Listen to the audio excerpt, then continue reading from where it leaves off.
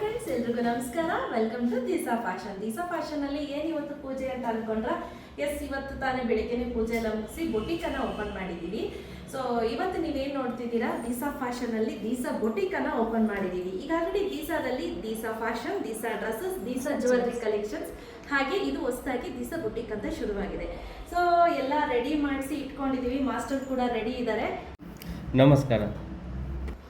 So ಅವ್ರು ಕೂಡ expert ಮಾಸ್ಟರ್ನೇ ನಾನು ಕರೆಸಿರೋವಂಥದ್ದು. A to Z ರೆಡಿ ಇದೆ. ಈಗ ಎಲ್ಲ ಪೂಜೆ ಮುಗಿಸಿದೀವಿ, ಟೈಮ್ ಆಗಿದೆ 12:30. ಈಗ ಕೆಲಸನ ಶುರು ಮಾಡ್ತಾರೆ.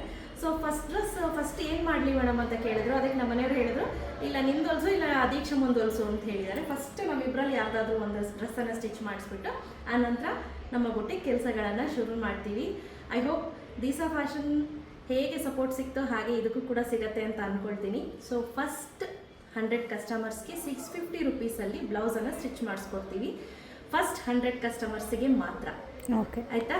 ಸೊ ಬೇಗ ಬಂದು ಬುಕ್ ಮಾಡ್ಕೋಬೇಕು. ಇದೆಲ್ಲ ಒಂದು ಬೊಟಿಕ್ ಫಿನಿಶಿಂಗ್ ಇರುತ್ತೆ. ಟೇಲರ್ ಮಾಡೋ ಅಂಥ ಕೆಲಸ ಅಲ್ಲ, ಬೊಟಿಕ್ ಮಾಸ್ಟರ್ಸ್ ಮಾಡೋ ಅಂಥ ಕೆಲಸ.